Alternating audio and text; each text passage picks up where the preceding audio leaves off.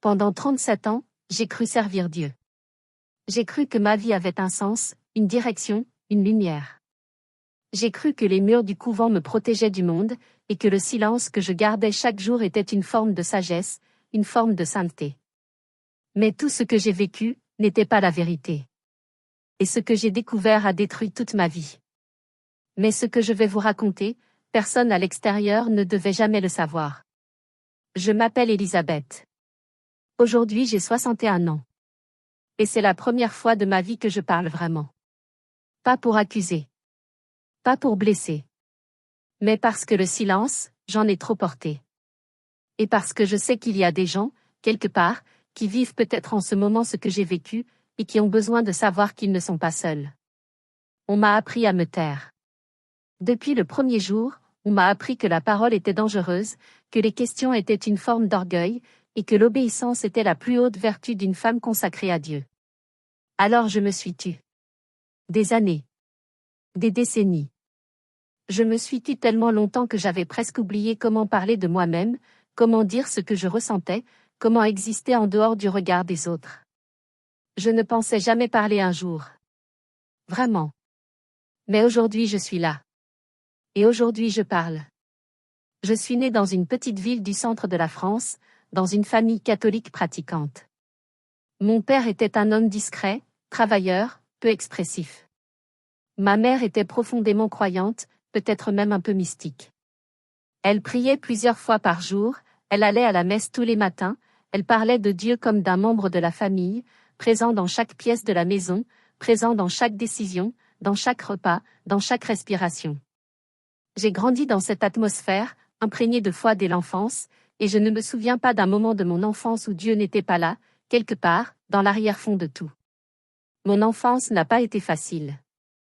Je ne veux pas entrer dans tous les détails, mais je dirais simplement que la maison n'était pas toujours un endroit paisible.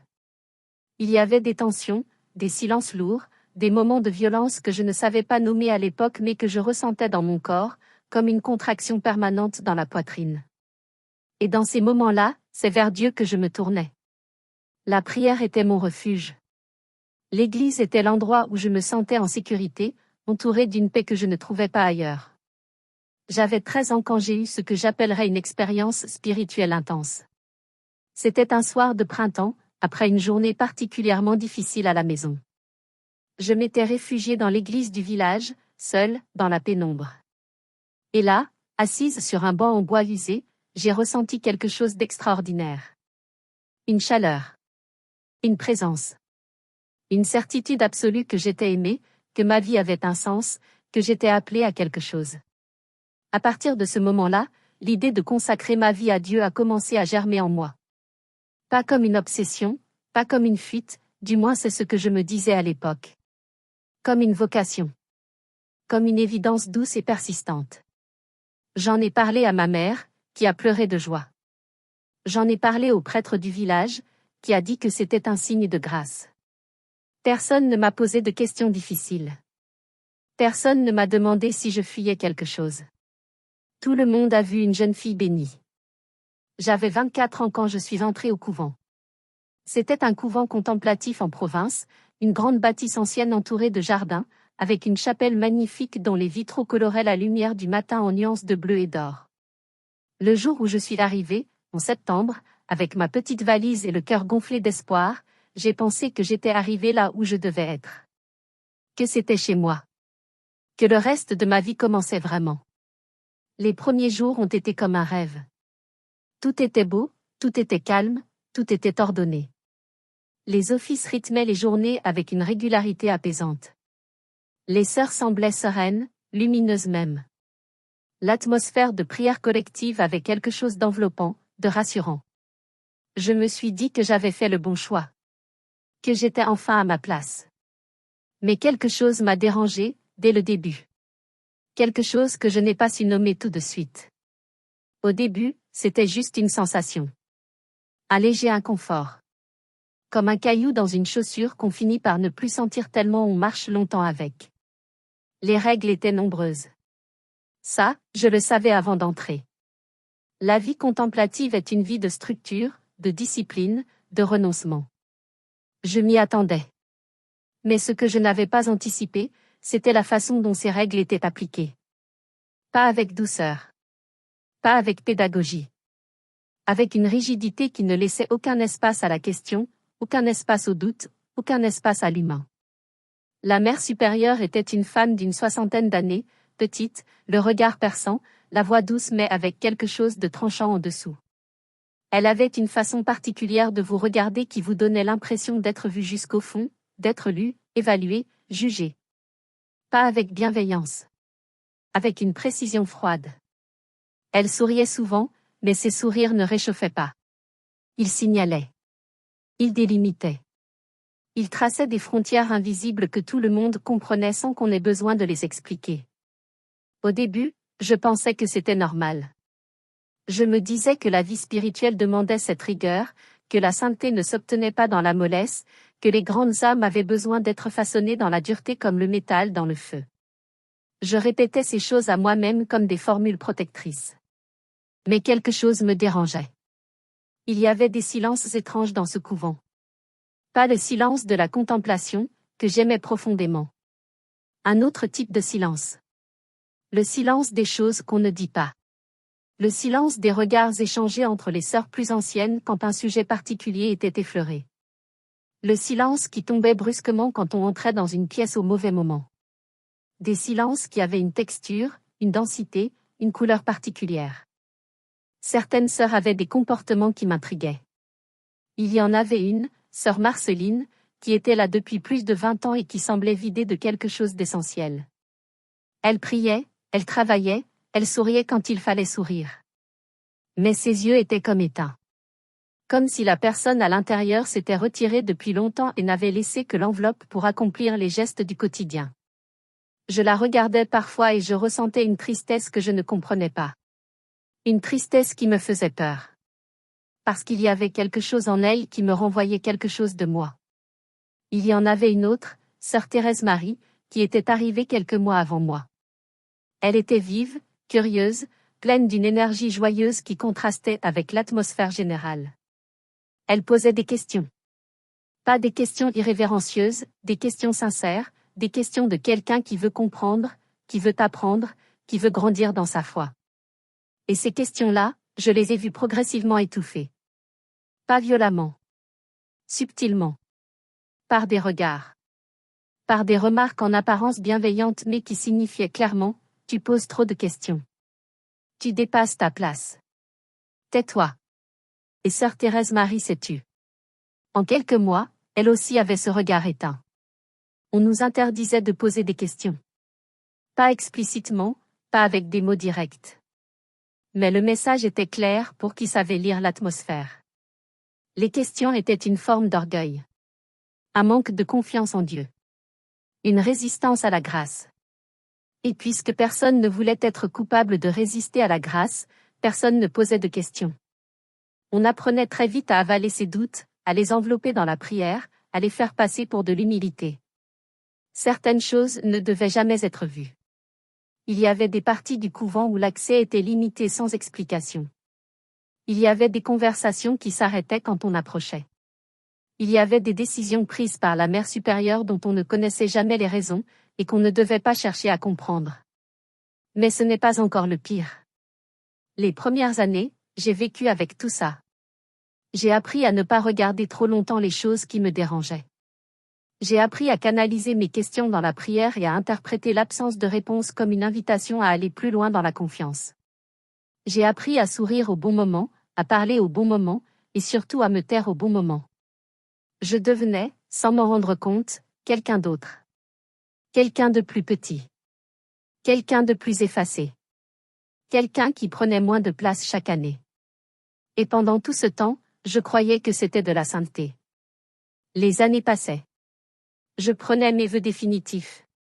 Ma famille vieillissait dehors, et mes contacts avec elle devenaient de plus en plus rares, de plus en plus contrôlés. Les visites étaient autorisées mais découragées subtilement. Les lettres pouvaient être lues par la mère supérieure avant d'être transmises. Au début, ça me semblait juste une pratique de détachement spirituel. Avec le recul, je comprends que c'était quelque chose de très différent. L'isolement était progressif. Si progressif qu'on ne le sentait pas vraiment. Comme la grenouille dans l'eau chaude. Le monde extérieur devenait de plus en plus lointain, de plus en plus abstrait, de plus en plus irréel.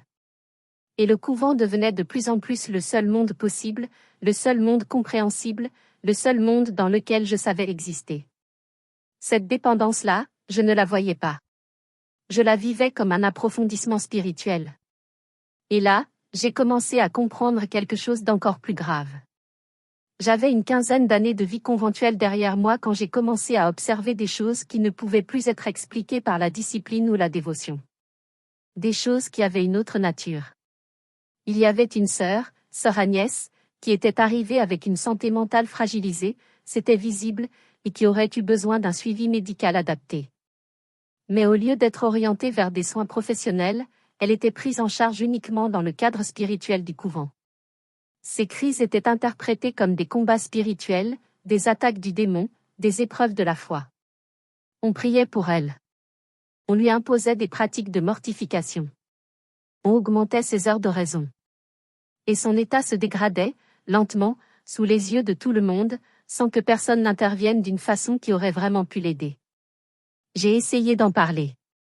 Une question prudente, enveloppée dans la déférence et le respect, formulée avec toute la précaution dont j'étais capable. Et la réponse que j'ai reçue a été tellement claire dans sa fermeture que je n'ai pas posé d'autres questions ce jour-là. On m'a dit que sœur Agnès était entre les mains de Dieu. Que mon rôle n'était pas de m'interroger sur les décisions prises pour le bien de la communauté, mais de prier et de faire confiance. J'ai baissé la tête. Et j'ai prié. Et j'ai fait semblant de faire confiance. Mais quelque chose en moi avait changé ce jour-là.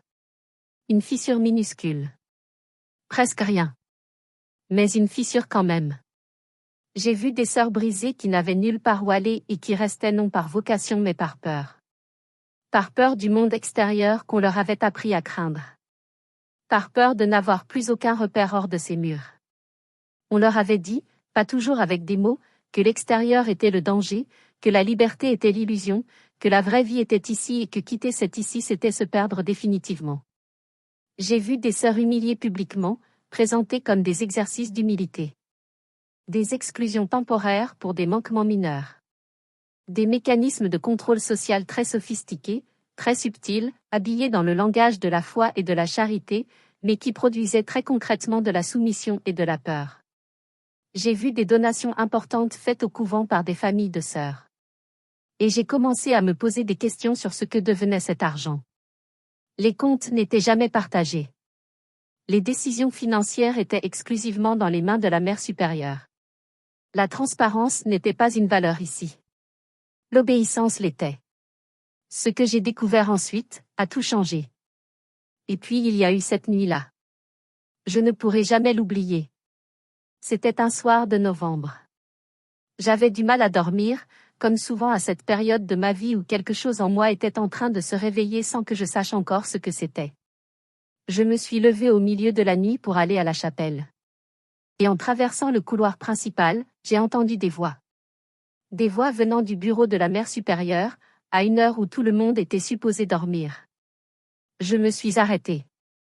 Je n'aurais pas dû m'arrêter. J'aurais dû continuer vers la chapelle, les yeux baissés, sans regarder, sans écouter, comme j'avais appris à le faire. Mais quelque chose m'a arrêtée. Quelque chose que je ne contrôlais plus tout à fait. Si on m'avait surprise ce soir-là, je ne sais pas ce qui serait arrivé. J'ai entendu des noms. Des noms de sœurs. Des noms accompagnés de commentaires que je n'aurais jamais cru entendre dans un lieu consacré à la bonté. Des évaluations froides sur des personnes vulnérables. Des décisions prises sur la vie de femmes qui faisaient confiance, qui avaient donné tout ce qu'elles avaient, qui n'avaient plus rien en dehors de ces murs. Et ces décisions étaient prises avec une légèreté, avec un pragmatisme, avec une absence totale de la compassion qu'on nous enseignait à tous les offices depuis des décennies. Et puis j'ai entendu quelque chose qui m'a glacée. On parlait de sœur Agnès. Pas avec inquiétude. Pas avec compassion. On parlait d'elle comme d'un problème à gérer. Son état était connu, vraiment connu, depuis des années. Et la décision de ne pas l'orienter vers des soins médicaux n'était pas due à une incompréhension des réalités psychologiques.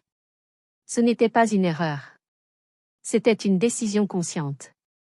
Une décision calculée sur l'image de la communauté. Sur ce qu'il faudrait expliquer à l'extérieur si une ambulance arrivait. Sur les priorités qui n'avaient absolument rien à voir avec le bien-être d'une femme malade. Une femme réelle. Une femme qui souffrait. Et on avait choisi de la laisser souffrir pour protéger une façade. Ce jour-là, j'ai compris que tout était un mensonge. Pas Dieu. Je veux être très clair là-dessus. Ce qui est mort ce soir-là, c'est l'illusion que l'institution dans laquelle je vivais était ce qu'elle prétendait être. Ce soir-là j'ai vu, avec une clarté que je n'avais jamais connue, que tout ça était au service d'autre chose. De la perpétuation d'un pouvoir. De la protection d'une image. Du maintien d'un système qui avait besoin de femmes soumises pour continuer à fonctionner. Je suis retournée dans ma cellule ce soir-là. Je me suis allongée sur mon lit étroit. Et j'ai regardé le plafond dans le noir pendant des heures, avec dans la poitrine quelque chose que je ne savais pas encore nommer mais qui ressemblait à un effondrement. Pas brutal. Lent. Le lent effondrement de 37 ans de certitude. Et le pire, c'est que je ne pouvais en parler à personne. Les semaines qui ont suivi ont été les plus difficiles de ma vie. J'étais toujours là, physiquement, dans le couvent. Je faisais les gestes. Je priais aux offices. Je me levais à l'heure. Je mangeais ce qu'on posait devant moi. Mais intérieurement, j'étais ailleurs. J'étais dans un espace vide et terrifiant, où tout ce sur quoi j'avais construit ma vie était en train de s'effriter. Je luttais entre deux impulsions également puissantes et également épuisantes. La première me disait, tu es peut-être en train de faire une erreur. Tu as peut-être mal compris. Tu as peut-être mal entendu. Cette voix-là était douce et familière. C'était la voix de tout ce que j'avais appris depuis 37 ans. La voix de la soumission habillée en sagesse. La deuxième impulsion me disait, tu sais ce que tu as entendu. Tu sais ce que tu as vu depuis des années. Tu sais ce qui se passe ici. Et continuer à faire semblant, c'est devenir complice. Et c'est cette deuxième voix qui m'a sauvée. Même si elle m'a coûté tout ce que j'avais. Quelques jours après cette nuit, j'ai commencé à sentir que quelque chose avait changé dans le regard qu'on posait sur moi. Des petits signes. Un repas où on ne m'a pas adressé la parole. Une réunion communautaire dont on m'a informé en dernier. Un regard de la mère supérieure qui durait une seconde de trop, qui signifiait quelque chose que je ne pouvais pas lire clairement mais qui me mettait mal à l'aise. Je ne savais pas si quelqu'un m'avait vu dans ce couloir. Je ne savais pas si sœur Véronique, à qui j'avais tenté une approche prudente quelques semaines auparavant, avait dit quelque chose. Mais quelque chose dans l'air avait changé. Et cette incertitude était son propre type de torture.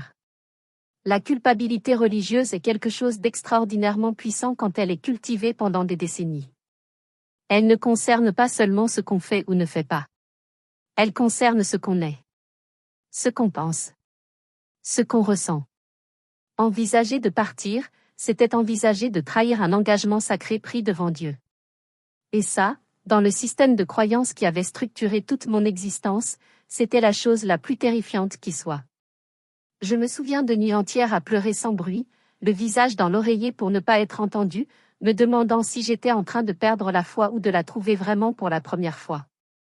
La mère supérieure m'avait convoqué plusieurs fois pour des conversations qui ressemblaient à des entretiens spirituels mais qui étaient en réalité des évaluations. Elle cherchait à comprendre où j'en étais. Elle cherchait à identifier la fissure et à la refermer. Et elle y mettait tous ses outils, la douceur, la sévérité, la culpabilité, la flatterie, l'appartenance, la peur de la solitude. Elle m'a dit un jour, avec ce sourire qui ne réchauffait rien, Sœur Élisabeth, les femmes qui quittent ne trouvent jamais la paix. Elles pensent qu'elles fuient quelque chose de lourd, mais ce qu'elles portent ensuite est bien plus lourd encore. Et sur le moment, même à ce moment-là de ma vie, même avec tout ce que j'avais compris, ces mots m'ont traversé comme une lame. Parce que j'avais peur que ce soit vrai. J'avais peur de ne pas savoir vivre dehors. J'avais peur d'être trop vieille, trop façonnée par ce monde clos pour pouvoir exister dans un autre. J'avais peur de la liberté d'une façon qui ne me semblait pas logique mais qui était absolument réelle. Partir, c'était perdre toute ma vie. Tout ce que je connaissais. Toutes les femmes avec qui j'avais vécu pendant des décennies. Tous les rituels qui structuraient mes journées. Toute l'identité que j'avais construite autour de ce que j'étais dans cet endroit. Sœur Élisabeth n'existait que là. Et si je partais, qui est-ce que je serais? Mais rester, c'était me perdre moi-même. D'une façon différente, d'une façon plus silencieuse, mais tout aussi définitive. Rester, c'était choisir de continuer à faire semblant. C'était choisir de vivre avec la connaissance de ce que j'avais vu et de ne rien faire. C'était choisir de laisser d'autres femmes entrer dans ce système sans qu'elles sachent. Et je n'en pouvais plus de me taire. La décision de partir ne s'est pas faite en un jour. Elle s'est faite sur plusieurs mois, dans un travail intérieur douloureux et solitaire que je ne pouvais partager avec personne à l'intérieur du couvent. Il y avait une sœur Véronique, avec qui j'avais une relation de confiance relative, et j'ai tenté une approche très prudente, très voilée, pour voir si elle ressentait des choses semblables. Sa réaction a été celle que j'aurais eue moi-même quelques années plus tôt, de la peur, de l'incompréhension, et un repli immédiat. Elle est allée en parler à la mère supérieure. Je le saurai plus tard. J'avais une sœur, dans le monde extérieur. Ma sœur biologique, Marie-Claire, avec qui les contacts étaient devenus très rares mais qui n'avait jamais rompu le lien complètement. Elle m'écrivait encore parfois. Des lettres simples, sans pression, sans jugement. Des nouvelles de sa vie, de ses enfants, de la maison où elle habitait dans le sud. J'ai décidé de lui écrire. Une lettre que j'ai rédigée et déchirée 10 fois avant de l'envoyer. Une lettre qui ne disait pas tout, qui ne pouvait pas encore tout dire, mais qui disait l'essentiel, j'ai besoin d'aide. Elle est venue. Sans poser de questions, sans exiger d'explications, elle est venue. Elle s'est présentée pour une visite autorisée, et dans les quelques minutes qu'on nous a accordées, dans le parloir surveillé avec sa vitre et ses chaises en plastique, elle a pris ma main dans la sienne et elle a dit, « Quand tu veux, je suis là. » Ça a suffi. Le départ s'est fait un matin de mars. J'avais préparé ce que j'allais emporter, qui tenait dans un sac de voyage, quelques vêtements, quelques photos, quelques lettres, un livre de prières que j'avais depuis l'adolescence. J'ai rencontré la mère supérieure pour lui signifier mon intention de demander une dispense de vœux. Cette conversation a duré 2 heures. Je ne vais pas la raconter dans le détail, parce que certaines choses appartiennent à moi seule. Mais je dirais qu'elle a confirmé, dans chacune de ses phrases, tout ce que j'avais compris dans ce couloir ce soir de novembre. Je suis sortie de ces murs un matin de mars sous un ciel gris et froid, avec mon sac de voyage et ma sœur qui m'attendait dans une voiture à quelques mètres du portail. Je ne me suis pas retournée. Pas parce que ça ne m'a pas coûté. Ça m'a coûté tout ce que j'avais. Mais parce que je savais que si je me retournais, je risquais de rester. Et je ne pouvais plus rester. Les premiers mois après le départ ont été comme apprendre à marcher après une très longue immobilité. Chaque chose ordinaire était étrange. Faire des courses dans un supermarché. Choisir ce que je voulais manger. Prendre une décision sans demander la permission à personne. Être seul dans une chambre avec une porte que je pouvais fermer à clé de l'intérieur. Des choses insignifiantes pour quelqu'un qui a grandi dans le monde ordinaire. Pour moi, elles étaient vertigineuses. Il y avait des moments de panique. Des moments où l'absence de structure me semblait insupportable. Des moments où je me réveillais à l'heure des vigiles, à 3 heures du matin, avec la certitude que j'avais manqué à quelque chose d'essentiel. Des moments où la culpabilité revenait avec toute sa force familière et me prenait à la gorge. J'ai cherché un accompagnement psychologique. Ce travail-là, progressivement, m'a aidé à démêler ce qui m'appartenait vraiment de ce qui m'avait été imposé. À comprendre les mécanismes qui avaient fonctionné sur moi. À voir comment quelqu'un d'intelligent, de sincère, de bien intentionné peut passer 37 ans dans un système manipulatoire sans jamais pleinement le reconnaître, parce que les outils de reconnaissance sont eux-mêmes désactivés par le système. Ma foi a traversé tout ça. Pas intacte. Transformée. Profondément transformée. Elle n'a plus la même forme qu'avant.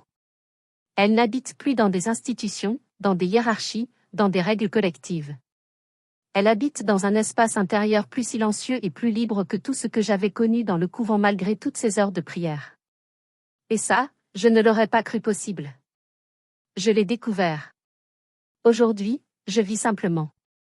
Chez ma sœur Marie-Claire, dans le sud, entouré de ces enfants qui m'ont accueilli avec une générosité qui m'a appris quelque chose sur la grâce que tous mes offices n'avaient pas réussi à m'enseigner. J'apprends des choses ordinaires. Je fais des erreurs ordinaires. Je vis des joies ordinaires. Et il y a dans cette ordinarité quelque chose de précieux que je n'avais jamais connu. Je suis toujours en train de me redécouvrir. À 61 ans, je me redécouvre. Ce n'est pas simple. Mais c'est réel. Et pour la première fois depuis très longtemps, ce que je vis est réel. Si vous pensez que ce genre de choses n'existe pas, que des institutions fondées sur des valeurs de bien et de compassion ne peuvent pas produire de la souffrance et de la manipulation, vous vous trompez. Pas parce que la foi est un mensonge. Pas parce que la vie consacrée est impossible. Mais parce que partout où il y a du pouvoir concentré et de l'opacité, partout où on apprend aux gens à ne pas questionner, partout où la sortie est présentée comme une catastrophe et le silence comme une vertu, les conditions sont réunies pour que des choses très sombres se produisent, même dans les endroits les plus lumineux en apparence. Si vous êtes quelqu'un qui se reconnaît dans ce que j'ai décrit, si vous êtes dans un endroit où on vous apprend que les questions sont dangereuses, où l'extérieur est présenté comme une menace, où votre valeur dépend de votre obéissance, sachez ceci, vous avez le droit de vous interroger. Vous avez le droit de douter. Vous avez le droit de partir. Et il y a une vie de l'autre côté. Une vraie vie. La vôtre. Pendant 37 ans, on m'a appris à me taire. Aujourd'hui, je sais que le silence était le vrai piège.